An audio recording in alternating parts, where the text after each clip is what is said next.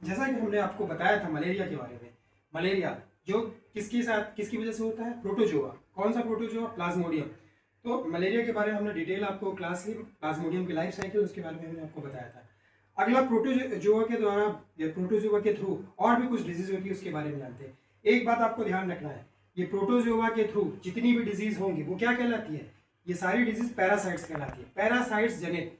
तो यानी ये वेक्टर जनित बीमारियां होती है, वेक्टर पैरासाइट के थ्रू होती है। तो ये जो पैरासाइट्स के थ्रू होने वाली जितनी भी डिजीज होती है, इनमें मोस्ट कॉमन क्या होगा? पैरासाइट का मतलब क्या होता है कि जो किसी न किसी माध्यम को चुनती है, किसी न किसी मीडियम को चुनती है अपने आप को ग्रो करने के लिए। यहाँ पे ये मीडियम क्या रहता है? यहाँ पे ये मीडियम ह्यूमन बॉडी रहता है। जैसा मलेरिया में हमने आपको बताया था कि मलेरिया की लाइफ साइकिल जो है 2 होस्ट पे चल रहे थे, उसमें से एक ह्यूमन था, एक मच्छर था। ऐसे ही कुछ पैरासाइट्स ऐसे होते हैं जो अपनी आगे की पूरी लाइफ जो है ह्यूमन बॉडी के अंदर में कवर करते हैं। इसमें से एक एग्जांपल हम ले रहे हैं अमीओसिस। सबने इसके बारे में सुन रखा है, जिसे हिंदी में अमीबिक पेचिस भी कहते हैं, और इसे इंग्लिश में अगर कहेंगे तो एमियोबियासिस कहते हैं। ये एमियोबियासिस जनरली होता है, ये कहाँ पे होता है? Large intestine. जब लार्ज इंटेस्टाइन में इन्फेक्शन होता है, किसका इन्फेक्शन होता है?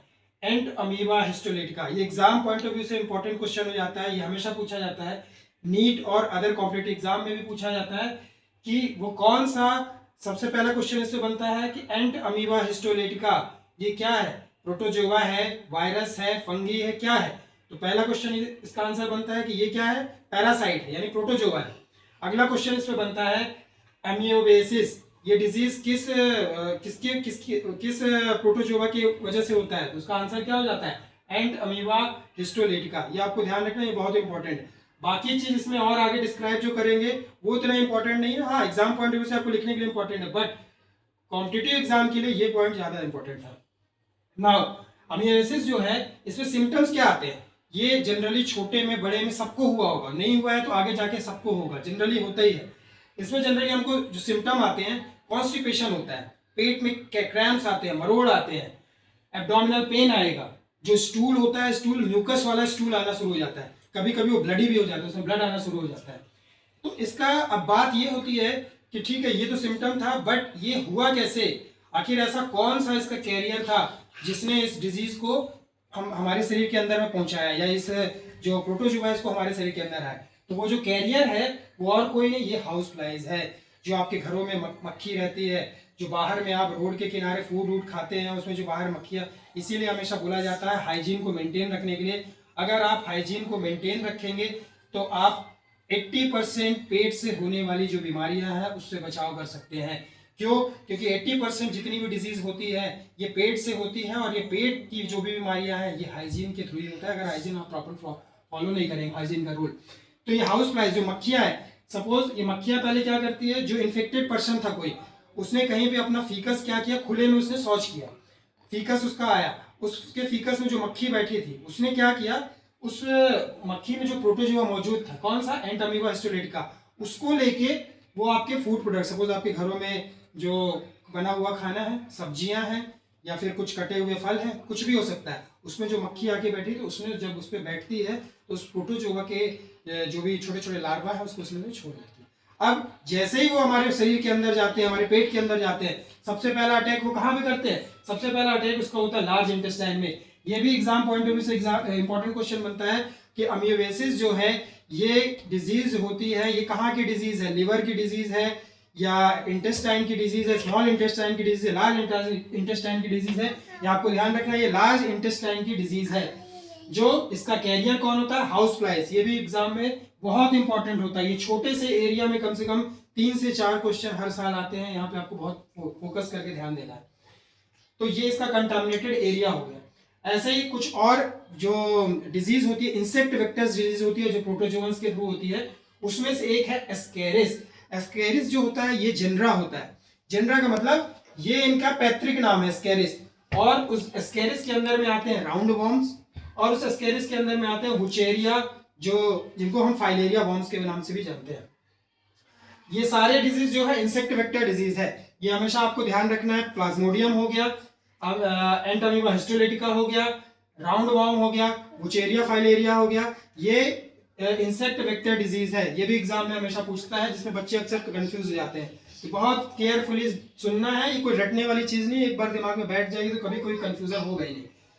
और जो भी डाउट है इसलिए हम उस चीज पे ज्यादा फोकस करके चल रहे हैं क्योंकि आपका कंफ्यूजन यहाँ पे दूर हो जाए। ठीक है, तो एस्केरिस जो है ये भी कहाँ पे होगा, इंटेस्टाइन, इंटेस्टाइनली पैरासाइट है। ज्यादातर जो भी पैरासाइट्स अटैक होते हैं ये कहाँ पे होते हैं, इंटेस्टाइन में होते हैं। इसीलिए पैरासाइट अटैक से होने वाली जो भी बीमारी आप कभी भी देखें पेट से संबंधित होती है, और पेट से संबंधित होने वाली बीमारी या तो स्टमक का अटैक होगा या इंटेस्टाइन का अटैक होगा। जैसे प्लाज्मोडियम जो था ये किसका, जब सबसे पहले हमारे पर कहाँ पे शुरू होता है उसका, जो प्लाज्मोडियम का होता है, जो स्पोरोजोइट्स एंटर करते हैं हमारे ब्लड में आते हैं, ब्लड से हमारे पूरी बॉडी के अंदर सर्कुलेट होते हैं। यहाँ पे जो अमीबिक पेचिस है ये किसके होता है, लार्ज इंटेस्टाइन में। एस्केरिस जो होता है ये भी इंटेस्टाइन होता है, ये स्मॉल इंटेस्टाइन में भी हो सकता है, लार्ज इंटेस्टाइन में भी हो सकता है। तो एस्केरिस के थ्रू जो भी डिजीज होती है उसको क्या कहते हैं, एस्केरियासिस। ये भी एग्जाम में क्वेश्चन आता है कि एस्केरियासिस जनरली होता है किसकी वजह से होता है, तो इसका आंसर होता है एस्केरिस। क्यों, क्योंकि एस्केरियासिस जो डिजीज है ये इसके जेनरा के नाम पे पड़ा है, इसका जेनरा क्या है, एस्केरिस। ठीक है, तो इसका कैरियर क्या होता है, जो एस्केरिस के एग होते हैं, जैसे ही कोई फीकस होता है, जैसे कोई इन्फेक्टेड पर्सन था उसका जो फीकस था उसके फीकस में एस्केरिस के एग्स रहते हैं, एग्स छूट गए, अब उसी एग को लेके वो किसमें चले जाते हैं, कंटामिनेटेड सॉइल में चले गए, सॉइल से होते हुए पानी में चले गए, जैसे नदी नालों का जो पानी होता है सॉइल के थ्रू उसी में चला गया, और जब उसी को पानी का यूज हम ड्रिंकिंग के लिए करते हैं, ड्रिंकिंग वाटर में यूज करते हैं, तो हमारे पेट में चले जाते हैं। इसलिए ज्यादातर गाँव में जो लोगों को बीमारी होती है ये डिजीज बहुत कॉमन है। बुचेरिया फाइलेरिया जो इन्फेक्शन भी होता है ये गांव में बहुत ज़्यादा कॉमन होता है। ये इनका मेन रीजन यही है कि वहाँ पे पानी का जो स्रोत होता है नदी नाले और इनका यूज ज़्यादा करते हैं, या बच्चे जो होते हैं वो सॉइल्स में या मिट्टी में ज़्यादा खेलते हैं, उसकी वजह से भी वो वेक्टर जो है इंसेक्ट वेक्टर है उनकी बॉडी के अंदर में इंटर कर जाता है। कुछ डिजीज होते हैं। अच्छा, एक चीज़ और है जो आपको हमने बताया था टाइफाइड के बारे में। टाइफाइड प्रोटोजोआ डिजीज नहीं है, ये बैक्टीरिया डिजीज है, साल्मोनेला टाइफी हमने आपको बताया था। तो वो भी किसकी वजह से हो रहा था, वो भी हो रहा था कंटामिनेटेड फूड प्रोडक्ट की वजह से ही। हमने एक एग्जांपल आपको बताया था कि एक मेड थी, उसने पिछली क्लास में बताया था हमने, हेली के नाम से, उसने क्या किया था, देखते ही देखते 1 महीने के अंदर उसके पूरे एरिया के लोग जितने थे सबको टाइफाइड हो गया था। क्यों, क्योंकि वो जहां से पानी भर के लाती थी उसमें साल्मोनेला टाइफी नाम का बैक्टीरिया मौजूद था। तो धीरे धीरे करके उस सब जितने लोग थे सब लोगों को टाइफाइड हो गया था। तो ये जितनी बीमारियां हैं ये हाइजीन रिलेटेड होती है। हाइजीन पे फोकस करने से, ये सिर्फ एग्जाम पॉइंट ऑफ व्यू के लिए नहीं बता रहे, ये आपके आगे तक की लाइफ के लिए बहुत इंपॉर्टेंट है कि आपके आगे की लाइफ का आपका जीवन शैली कैसा हो, लाइफ स्टाइल कैसा हो। जैसे हमने आपको बताया था कि डिजीज जो होती है, डिजीज का मतलब सिर्फ ये नहीं है कि आपकी कोई बॉडी का फंक्शन प्रॉपर काम नहीं कर रहा है तो डिजीज है। डिजीज का मतलब होता है लाइफ स्टाइल में अगर प्रॉपर नहीं है तो भी आप बीमार है, या तो फिजिकल आपका प्रेजेंस ना हो, मेंटल प्रेजेंस ना हो, या लाइफ स्टाइल अगर आपकी खराब है तो इसका मतलब आपको डिजीज हुआ है। अगला जो आता है फंगस में आता है। फंगस में एक जेनरा होता है माइक्रोस्पोरम और ट्राइकोफाइटॉन और एपिडर्मोफाइटॉन।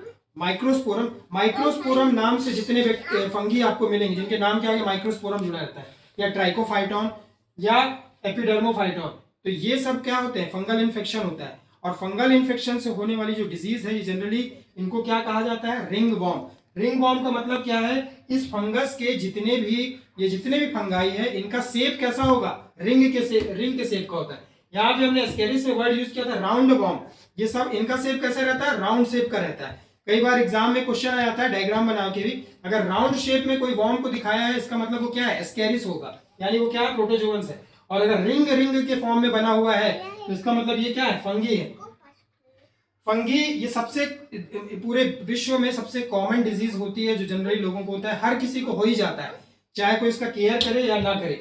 इसमें क्या होता है, जिनको नॉर्मल ईचिंग या खुजली कहते हैं, ये वही है जिसमें बॉडी के ऊपर एक स्किल धीरे धीरे ड्राई होने लगती है, स्केली होने लगती है। ये जनरली आपके ग्रोइन रीजन में भी होता है, टोज के जो बिटवीन द टोज होते हैं वहां पे भी होता है। इसका कैरियर क्या होता है, जनरली ये कंटामिनेट होती है या ये स्प्रेड होती है किसके थ्रू, टॉवल्स।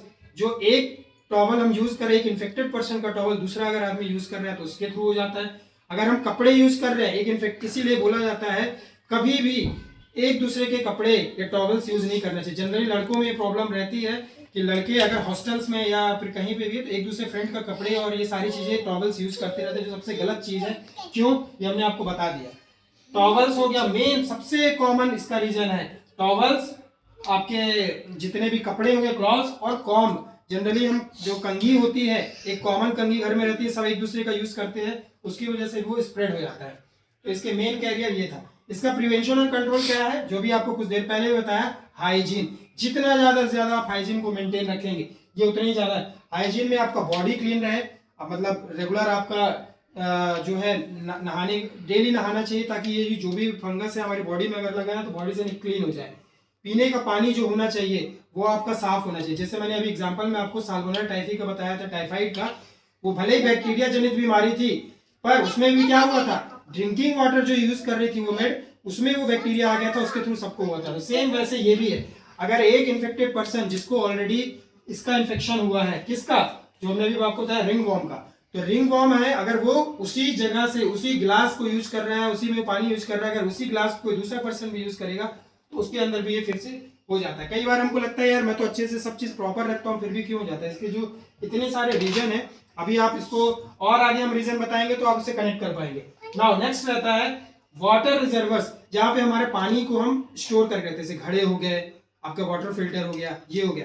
कई बार क्या होता है, वो जो मिनरल वाटर जहाँ पे स्टोर रहता है, वो पानी जो होता है धीरे धीरे कंटामिनेट हो जाता है, या उसमें फंगाई का इन्फेक्शन हो जाता है, और हम लंबे समय तक उस पानी को धोते नहीं या चेंज नहीं करते, जिसकी वजह से इन्फेक्शन स्प्रेड होता है। वेजिटेबल्स, फ्रूट्स, सपोज आप मार्केट से कहीं से सब्जियां ला रहे हैं, फल ला रहे हैं, क्यों बोला जाता है कि उसको हमेशा धो के खाना चाहिए, क्योंकि मार्केट में कई लोग उस सब्जी या फल को हाथ लगाते हैं, उनमें हो सकता है किसी का इन्फेक्शन वाला हाथ रहा हो। अब वही सेम आएगा, उस फंगस उसमें बैठा हुआ है, आप घर में आए और तुरंत अगर आपने उसको खा लिया तो वो सीधा आपकी बॉडी के अंदर में चला जाएगा। तो ये सब कई चीजें पब्लिक प्लेस पे जैसे हम ध्यान नहीं देते, टॉयलेट कर देते हैं या फिर बाथरूम कर देते हैं, वो सब रीजन होता है इसके स्प्रेड होने के लिए। नाउ कुछ डिजीज होती है जो एयर बॉर्न होती है, हवा में फैलती है। ये क्या होती है, जैसे निमोनिया हो गया, निमोनिया का इन्फेक्शन जो होता है एयर बॉर्न होता है। निमोनिया के ड्रॉपलेट्स होते हैं, किसी पर्सन को जिसको निमोनिया हुआ है, अगर वो कहीं पे छींक रहा है, खांस रहा है, तो जो ड्रॉपलेट्स निकलेंगे वो हवा में आ जाते हैं। नजदीक में खड़ा हुआ दूसरा आदमी जो सांस ले रहा है या कुछ कर रहा है, तो उसकी बॉडी के अंदर में वो इंसर्ट कर जाता है। कॉमन कोल्ड, जिसको हम रेनाइटिस बोलते हैं, जो नॉर्मली लोगों को होता है, ये भी जो होता है जनरली निमोनिया यहाँ पे बैक्टीरिया के द्वारा होता है। कॉमन कोल्ड जो होता है वायरल डिजीज है, बट इनका कंटामिनेशन कैसे होता है ये इसके बारे में आपको बता रहे हैं। तो मेन जो है close contact with infected person with their belongings, यानी जो इन्फेक्टेड पर्सन है उसके आप जितना नजदीक खड़े हैं उसके द्वारा हवा के एयर टू एयर ये ट्रांसफर हो जाता है, स्प्रेड हो जाता है। या अगर उसके किसी चीज को आप यूज कर रहे हैं, सपोज मैदान में वो अगर बॉल खेल रहा था, उसी दौरान उसने छींक दिया है, खांस दिया, तो अब वो ड्रॉपलेट्स उस पर आ गए। अब उसी बॉल को अगर दूसरा कोई पर्सन यूज करेगा तो वो उसकी बॉडी में इंटर कर जाएगा, क्योंकि वायरल डिजीज है। अब कुछ डिजीज होती हैं जिनको एलिमिनेट करने के लिए, जो वेक्टर जनित बीमारियां होती है इंसेक्ट वेक्टर वाली, इनको एलिमिनेट करने का कुछ तरीका है। इंसेक्ट वेक्टर वाली डिजीज हमने दो आपको बताया, एक फाइलेरिया बताया और एक मलेरिया बताया। थोड़ा सा ब्रीफ हम आप करेंगे बुचेरिया फाइलेरिया। जो फाइलेरिया डिजीज होती है इसको हम दूसरे किस नाम से भी जाते हैं, बुचेरिया बैंक्रॉफ्टी। ये इसका क्या होता है, प्रोटोजोआ होता है, इसका नाम है बुचेरिया बैंक्रॉफ्टी। जो किस जनरा से आता है, एस्केरिस जनरा से आता है। कई बार बच्चे कंफ्यूज हो जाते हैं, उसमें बुचेरिया बैंक्रॉफ्टी नाम ना देके एस्केरिस दे देता है, तो वहां पे एस्केरिस ही जो है मोर करेक्ट आंसर पे जाएगा। नाउ ये फाइलेरिया वॉर्म जो होता है ये क्रोनिक इन्फ्लामेशन करता है। किसमें करता है, लोअर लिम्फेटिक वेसल्स में। जो हमारी लोअर लिम्ब होती है, लोअर लिम्ब की लिम्फेटिक वेसल्स होती है, उसमें ये जो बुचेरिया बैंक्रॉफ्टी नाम का ये जो फाइलेरिया का वॉर्म होता है वो उसको इन्फेक्ट करता है। इसको गांव की भाषा में या एकदम कॉमन नेम जो है इसको एलिफेंटिस भी कहते हैं, जिसको हाथी पांव, हिंदी शुद्ध हिंदी में हाथी पांव कहा जाता है, गांवों में ज्यादा होता है। हमारे लोअर लिम्ब के जो लिम्फेटिक वेसल्स होती है उसमें क्रोनिक इन्फ्लामेशन शुरू हो जाता है। उस क्रोनिक इन्फ्लामेशन की वजह से क्या होता है, जो हमारे पैर का साइज है वो बहुत ज्यादा बढ़ने लगता है, जिसको हम क्या कहते हैं, हाथी पांव, इसीलिए उसको बोला जाता है। और इसमें जो ग्रोइंग रीजन होता है, मेंस की जो ग्रोइंग रीजन होता है उसका भी साइज जो होता है वो चेंज हो जाता है। नाउ जो हमने बताया आपको वाइलेरिया हो गया या मलेरिया हो गया। अब बात है कि इन पे कंट्रोल कैसे करें, क्योंकि तो प्रोटोजोआ के थ्रू हो रहा है, तो इनका प्रिवेंशन कैसे करें, इसको कंट्रोल कैसे करें। तो इसके लिए जरूरी है इस पे समय समय पे, क्योंकि ये दोनों ही बीमारी जो होती है किसके थ्रू होती है, मॉस्किटो की वजह से ही होती है। फीमेल मॉस्किटो ही रिस्पॉन्सिबल होती है। मलेरिया के केस में भी जो होती है, हमने आपको बताया था, फीमेल एनाफिलिस जो मॉस्किटो है वो होता है, और बुचेरिया में भी जो मेन कैरियर होती है फीमेल मॉस्किटो होती है। ये भी एग्जाम में क्वेश्चन आता है कि बुचेरिया बैंक्रॉफ्टी किसकी वजह से होता है, तो आंसर में जाएगा। जनरली हमको याद रहता है मॉस्किटो का केवल मच्छर के लिए ध्यान रहता है, पर इसमें याद रखना है आपको जो आपको फाइलेरिया डिजीज है ये भी मॉस्किटो की वजह से ही होता है। अब इस तो मेन अब रीजन क्या आ गया, मेन कैरियर कौन हो गया, मच्छर। तो अब बात है इस मच्छर को कंट्रोल कैसे किया जाए।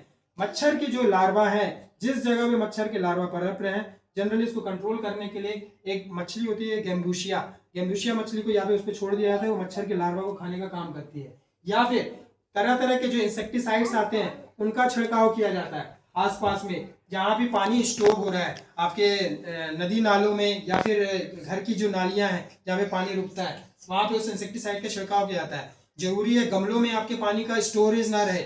जो घर के कूलर है, गर्मी के समय तो घर के कूलर का पानी भी लगातार चेंज होता रहे, वो अगर ज्यादा दिन तक वो पानी चेंज नहीं होता है तो उसकी वजह से भी ये लार्वा जो है, मच्छर के लार्वा वहाँ पे पनपना शुरू हो जाते हैं। उसकी वजह से इन दोनों में से कोई भी बीमारी आपको हो सकती है। कुछ डिजीज जो होती है, जैसे आपका डिफ्थीरिया हो गया, निमोनिया हो गया, टिटनस हो गया, पोलियो हो गया, ये ऐसी डिजीज है जिसको कंट्रोल करने के लिए सरकार ने वैक्सीनेशन प्रोग्राम चलाया है। आजकल हमारा गवर्नमेंट का ज्यादातर फोकस ट्यूबरक्लोसिस हो गया, तो सरकार पकड़ पकड़ के ऐसी कई बीमारियों को चिन्हित कर रही है और उनके अगेंस्ट में वैक्सीनेशन का प्रोग्राम लॉन्च करती है। हर किसी के अगेंस्ट में वैक्सीनेशन का इस समय वैक्सीन बनाई जा रही है। अभी हाल ही में गवर्नमेंट ने कुछ कैंसर वाली बीमारियां हैं उसके लिए वैक्सीन प्रोग्राम चला रखा है, वो भी आपको धीरे धीरे इसके बारे में डिटेल आगे देते जाएंगे। नाउ नेक्स्ट जो है हमारा मेन कंसेप्ट है कि ये बीमारियां तो हमारे शरीर में हम कितना बचाव करेंगे, आखिर हम एनवायरनमेंट में रह रहे हैं तो हमारी बॉडी को इन्फेक्ट तो करेंगी। तो मेन जो शरीर का सुरक्षा चक्र है जो इनसे लड़ेगा, वही तो होगा जो इससे लड़ने का काम करेगा। तो वो सुरक्षा चक्र क्या है, इम्यूनिटी। इम्यूनिटी हमारी बॉडी की ऐसी चीज है जो इन डिजीज से लड़ने का काम करती है। तो आगे हम इसके बारे में देखेंगे इम्यूनिटी के।